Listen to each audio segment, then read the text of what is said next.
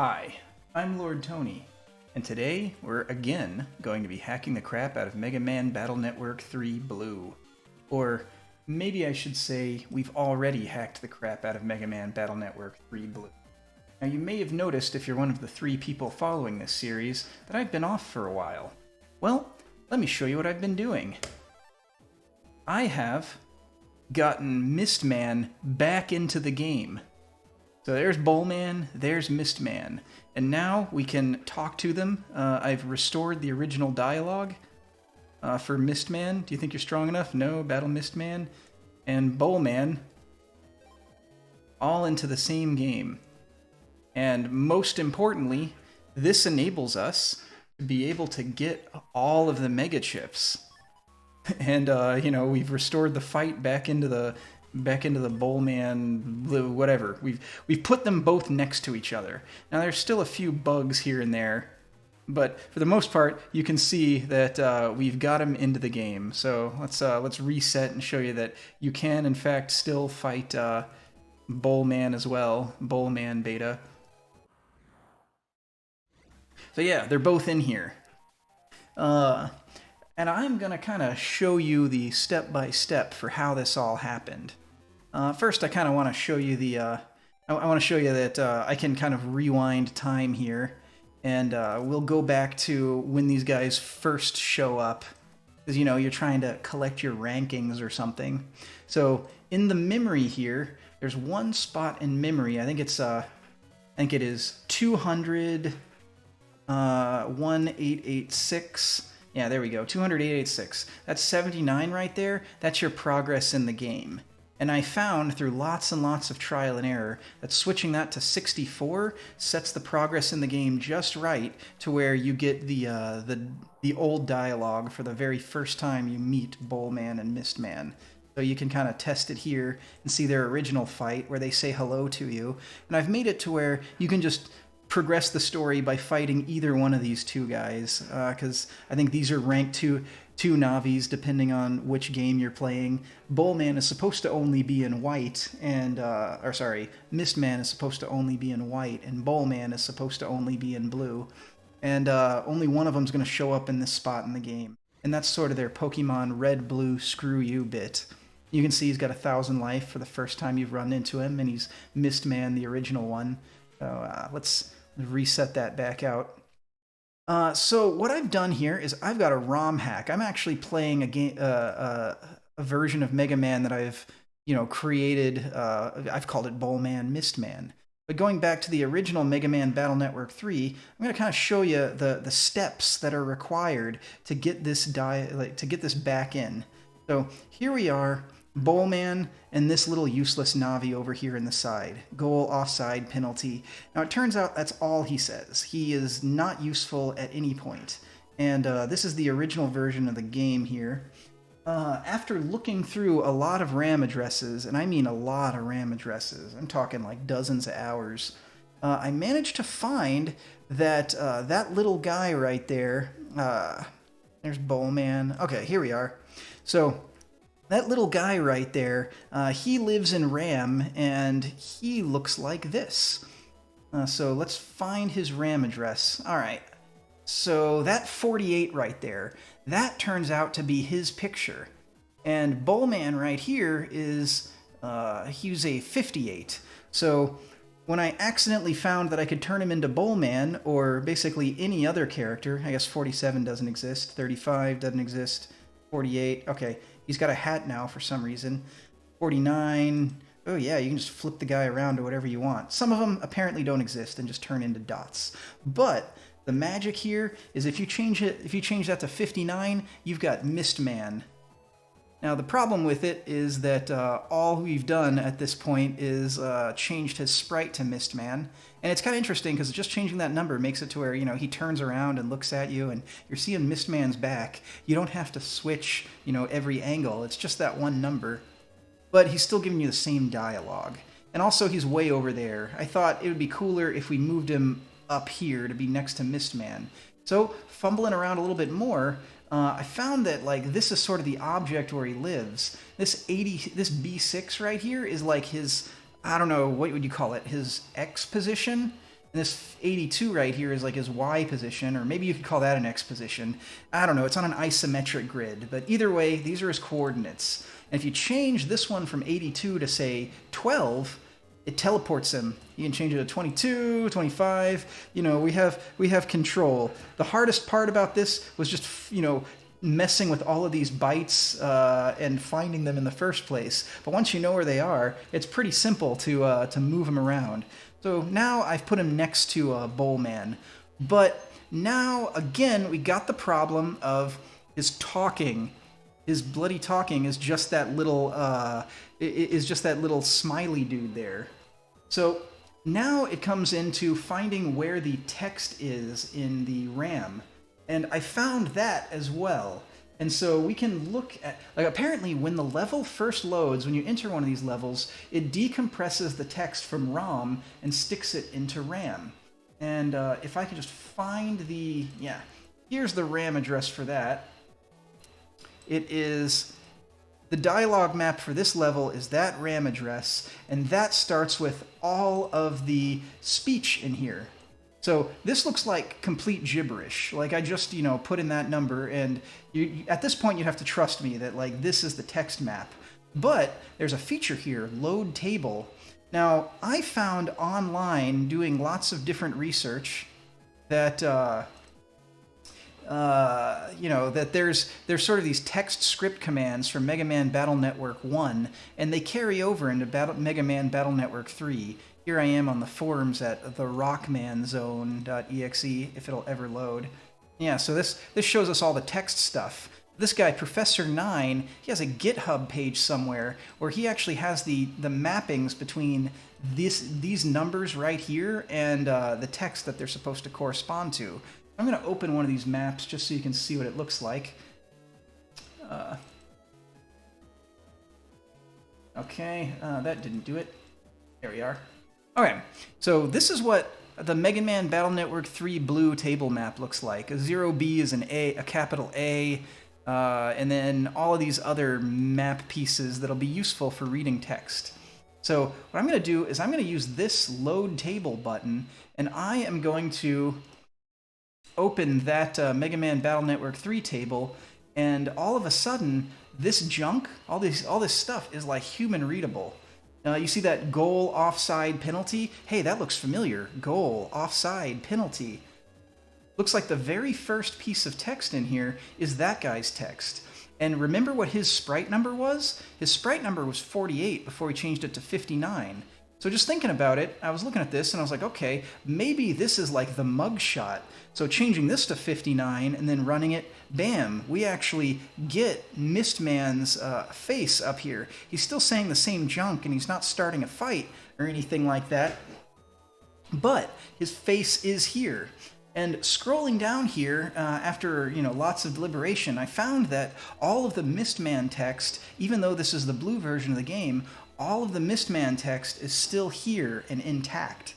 So looking through this and doing lots, like throwing lots of time at it, I found that basically this text here is at the very beginning of the memory of the map. The very beginning of the map. In 2-byte sections, this is like the header into other conversations. So if I just take, like, say, this 0B9C and paste it over this 01FE, it turns out this 01FE is what's going to, like, what this guy is going to talk about. So I'm pasting this 0B9C over it, and now it's like your training has paid off and you have grown greatly. Perhaps you can even take on Serenade. Ah, wonderful. It looks like just copy pasting over that, I can change the piece that this guy is talking about now. Oh, and I just seemed to hit a sparring match. But it didn't take me to MistMan. It took me to Bowlman when I opened this sparring match. So all of this junk just over and over again, like you'd have to step through this, figure out what's going on, and just throw stuff at the wall. Now, another thing I figured out was that apparently there is a magic number floating around in the RAM. Like this guy right here, his introductory conversation it's using a conversation script. It doesn't just immediately make Bowman talk. It looks for a flag set in the code. Like the text script itself searches for a flag in the code that says, hey, which version of the game am I running? And if it detects that it's running the white version of the game, it talks as Bowman. And if it detects that it's running if it's using the white version of the game, it runs as MistMan. It gives you MistMan conversation when you talk to him. And if it's the blue version, it gives you Bowman conversation. So I don't have the memory address of that thing memorized, but I have it written down, which is sort of the next best thing here. So let me see. Here it is. So the blue version of the game, we want to change the 4 we find in... Yeah, the blue version of the game will have a 6 here. If we want to make it the white version, we change that to a 4. And this isn't actually like the blue is version 6 and white is version 4. It's like this flag, it corresponds to, like this byte right here corresponds to 8 bits worth of flags. So by changing one of those flags, we're basically turning a 4 into a 6. But really, you're just changing 1 bit when you do that. So going over to here, this is it. This is the magic byte right here, where if we change this to 4, now any check to see which version of the game we're running makes it think it's the white version of the game. So when we talk to Bowman, we actually get MistMan. Do you think you're strong enough? Lan, do you want to fight MistMan? And that's it. Like, all you need to do is change that 4 to a 6 to get his dialogue back in the game. So yes, let's fight MistMan. But what's this? It's not MistMan. It's Bowman again. So clearly, there's something else we need to change to add more than just the dialogue. We want to get the Bowman fight. We want to get that actual fight in there. So back to the drawing board. Let's reset our game here. Before we even start up the game, here we are. That 4 is turned back into a 6. So let's change it to 4. And so, after lots and lots of searching, I found more places in memory, as one does, and I found the offset for the different fights for Bowman. And actually, I found like all of these all of these memory addresses correspond to what fight they go into. So this guy right here takes us to Bowman. This guy right here is this will take us to the Bowman Alpha fight. This guy right here will take us to the Bowman Beta fight. So we could look in this place in memory and see if we can decipher what's going on. So that's like 754. All right. So again, on this website, this the Rockman Zone, there is a guide for changing custom battle data. And they explain how the battle data works and what it all means. So the flow of a normal battle will look something like this, like 0, 0, and this is first 0 means MegaMan, and then he's going to be at the position 1, 2 on his grid, and then 0 means that he's the player. So MegaMan, in this particular battle, MegaMan is going to be at position 1, 2, and that's going to be the player. Then D2 in this case is an enemy sprite, and he's going to be at the position 6-2, and then 1 means that that's an enemy. So he also provided this useful list, this list of enemy values. So if we scroll down until we find the number for Bowman and the number for MistMan, we can swap them. So see, Bowman's number is E2. If we were to swap E2 with DE, we would be fighting MistMan when we get into that fight. So here's E2, that's the Bowman beta number. So what did we say the MistMan number was? DE. So if we just switch this to DE, that should be it. And now, after this conversation with MistMan, it's going to load up MistMan beta instead of Bowman. And when you fight him, you'll actually get the chips from MistMan that were attempted to be locked out of this game. So that is kind of the long and short of it. I mean, there's a few extra there's a few extra problems with doing this. Like, for instance, I only changed the RAM address, or the RAM addresses that I showed you, except for this one. This one is a ROM address. There tended to be a lot more complexity to it. Like, I had to go and I had to go and change a few flags. Like, for instance, I had to take... Let me open up a hex editor here and kind of show you the kind of junk I had to do. So this conversation, before they're loaded into the game, or before they're loaded into RAM, they're compressed. They're in a compressed form. So if I want to modify any of those pieces of text, I've got to actually take the decompressed data, which I have right here. So here's all the conversation data for Bowlman's room, and I have to change the decompressed data, then recompress it, and save it over the compressed data as it's found in the ROM. And so that's exactly what I did. And so I told you earlier about the script that runs during the conversations. So some of those, there are some control characters in this text down here. Like F1, I think. Yeah, what even does F1 do? I think it like sets a flag or something. Who knows? But the F3, or no, maybe it's F2. Whenever you see F2 in a conversation, it sets a game flag, as you would expect, because when you're talking to people, sometimes in order to get to like unlock progress in the game, you've got to have the conversation trigger that. Well, all of those triggers are buried here in the conversation map, and then there's little triggers in the conversation map to start a fight and things like that. Now, I didn't completely reverse engineer it, but I did find out through some useful help with this ROM forum here, the text command script. These aren't one-to-one from... These aren't one-to-one, all of the commands, but some of them are. Like if you see F3 and 0, in MegaMan Battle Network 3, this is just a check flag. Whereas here in MegaMan Battle Network 1, what this is a reference to, it's an actual set flag. So I had to just kind of use this as a guide and then try to guess which was which. I think read flag was F3 in MegaMan Battle Network 3, and F2 was set flag. But what I did, after replacing that little guy... Let's reset this one more time. So after replacing this little guy over here with MistMan, moving him up here, switching his text offset to be the same one as Bowlman, I actually had to do a trick where I changed the text to set a flag whenever you talk to this guy, and that flag is the version of the game. So when you talk to him, it actually switches the version of the game to MegaMan Battle Network White. And then when you talk to Bowlman, I have it switch back to MegaMan Battle Network Blue. And the other thing is Bowlman's combat is not really anywhere in the ROM, so I had to sort of create another place in the ROM and overwrite a function. So here in my hack notes, I actually have the no, that's not the hack note. Yeah, the battle test. No, the ROM hack. Here we go.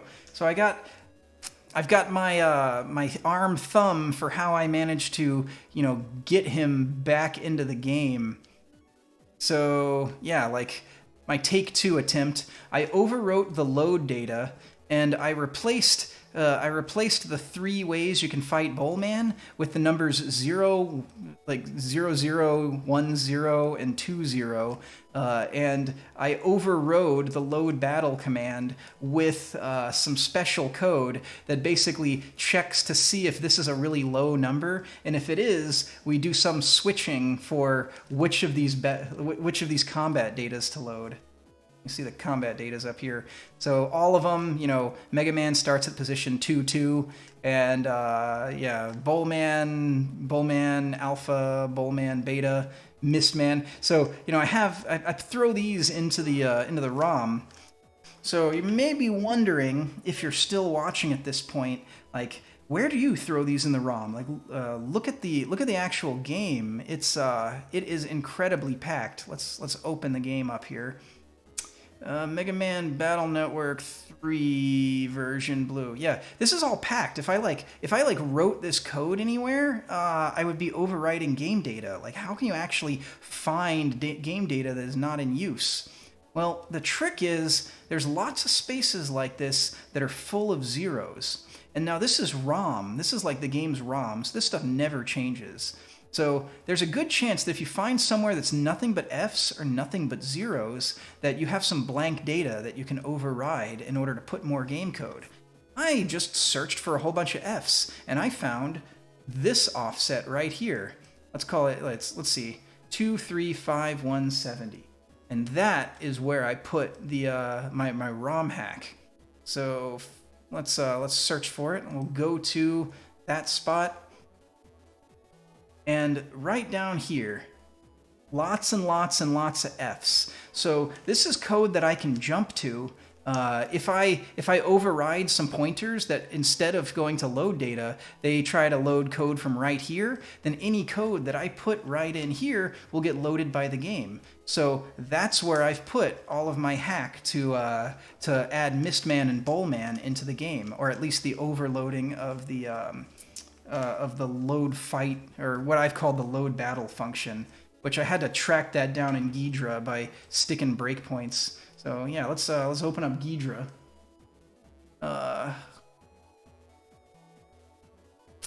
So let's see, here it is. This is the piece I overrode, this load battle function. And basically, I've kind of named this. I found this is where the enemy data is being loaded to. So what I've done is, at this point, instead of just loading the enemy data, I check the enemy data to see if it's a really small number. And if it is, I do my magic trick to choose between MistMan and Bowlman based on which version of the game you're playing.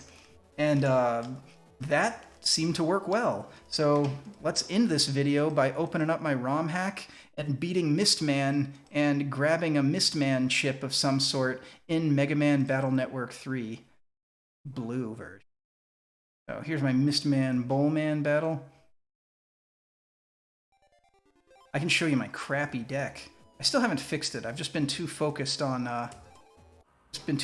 doing the ROM hacking. I haven't actually opened the menu and made my deck not suck. So obviously you're going to want Plant Man because he is overpowered. I found that a good combination of what is it? Electricity and Plant Man stuff can get this guy stun locked forever. So yeah, this electricity thing should do great. Please work. Yes. Oh no! Okay, let's see. Steal some land and throw one of those shake weights at him.